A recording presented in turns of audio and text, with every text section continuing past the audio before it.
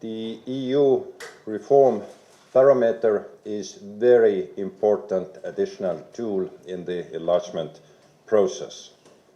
And this enlargement process has got a new impetus in the last few years, because from 2022, both we in the European Union speak much more and much more sincerely about enlargement, and this message is well received also by all of those countries who want to join the European Union. Despite the fact that there are a lot of stories what is wrong in the European Union, there are still a lot of countries who want to join, and I think this is the best message how important player the European Union is in the world. So enlargement process, those are not only the empty words, because European Union here in Western Balkans is helping all the countries financially with the IPA projects and also with the new growth plan. And we know the responsibilities of the European Union, what we need to do. But of course there are a lot of responsibilities what all the countries who want to join need to do. And this homework is absolutely must. So for the enlargement there are several tools in our hands. One is the enlargement package or annual reports, what we are giving on all the countries which want to join. And in ideal world, those reports should become thinner and thinner every year. And mostly the message is for the governments, what they need to do to get to the European Union, so that it would be the best if the final report will be just few lines that if you do those few more things, then you will be in. Yes, I mean, we are not living in the ideal world, so there are a lot of stories also what we say, because the countries want to be praised, to see what goes well and what should be highlighted. But again, the most important is what the European Union is telling, what still needs to be done. Then I mentioned already the growth plan, what also accompanies very much the European Union approach towards the countries which want to join. And the idea is to bring the countries as close as possible to the single market, so that if reforms done, then European Union is ready to help financially even more, so that those reforms will be perfect for the European Union. And now the new tool, the EU parameter that you have developed, adds into the toolbox. It is another way to follow the work of the ministries and hold them accountable for their work on the European Union reforms. So I'm going to mention different ministries separately, what exactly we are expecting from them. Let me start with the European Union reforms that fall under the top-ranking ministry, Ministry of Finance. 2024 annual report assessed positively Kosovo's progress on social policies and employment and customs union, two areas that are under the ministry's responsibility. Yet there are important issues that should be prioritized.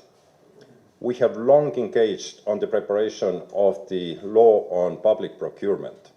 It is a key recommendation, an unimplemented benchmark of the European reform agenda and important indicator in the growth plan reform agenda. Similarly, the adoption of the law on state aid.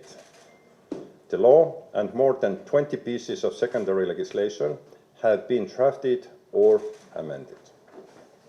They are in line with the EU legislative framework and ready for adoption. Ministry of Environment. Environment and climate change is a challenging sector. It is one of the policy areas with the widest legislative framework, not only here, but also in the European Union. It is also an area where it takes a long time to see the tangible results. Kosovo is doing a fairly good job to align its legislation with the EU framework, but not sufficient to enforce it. To make progress, it shall dedicate appropriate budget to invest it the necessary infrastructure. Following the annual reports, the sector has been underperforming for years. Hence, the Ministry needs to increase its ambition and human resources capacities to implement EU standards on environment. Ministry of Justice. In the area of rule of law, it is necessary that the judiciary and prosecution make more efforts to effectively investigate and adjudicate organized crime and high-level corruption cases. The joint statement of commitment and the draft laws deriving from it are a key priority which must be adopted and implemented. The European Union has constantly advocated that Kosovo adheres to the Venice Commission recommendations when proceeding with the justice reforms. Another challenge ahead is the civil code, a recommendation of annual reports and the commitment under the reform agenda. Ministry of Agriculture. Kosovo made progress on agriculture and rural development. Now the focus is on preparing the laws on it: agricultural land, animal health, fisheries and agriculture. In conclusion, the period ahead, we need to see progress in two principal domains. Firstly, we need to see the future government engaging constructively in normalization efforts in the context of the EU-facilitated dialogue. This is also a precondition for the European Union support under the growth plan. And secondly, the new government will have to steer Kosovo along the path of decisive reforms indispensable to strengthen the rule of law, stimulate sustainable economic development, ensure sustainable energy production and environment protection, and provide quality education to Kosovo youth. The line ministries play an incredibly important role in the EU agenda and delivering reforms. They prioritize the legislation, prepare them and consult with the stakeholders. This is where we look for the capacity plans, implement and monitor the implementation of the reforms. Here, to assist to identify priorities, the barometer is very useful. It might reinforce monitoring efforts and strengthen the dialogue between the civil society and government and the EU. And I'm grateful for the Embassy of Netherlands for their support to the barometer and to the two partners for their implementation. It's a great honor and pleasure for me to be here today for the presentation of the second EU Reform Barometer report, which the Embassy is happy to support via our Matra fund. And this is one of the projects that holds immense promise for Kosovo and its journey towards the EU. And it also represents a significant step forward in the pursuit of more transparent, accountable and engaged Kosovo on its way to the EU. And on this occasion, I feel the need to highlight the obvious. The EU integration process is a transformative journey. Countries who want to join the European Union are to align with the Union's values on democracy, rule of law and good governance. Today, I look forward to hearing from Damush and Ema about the results of these comprehensive reforms, whether they are underway, have been finalized, or remain unfinished. And since this is the second EU Barometer report, I'm also very curious to learn if there are similar patterns as in the previous one or not.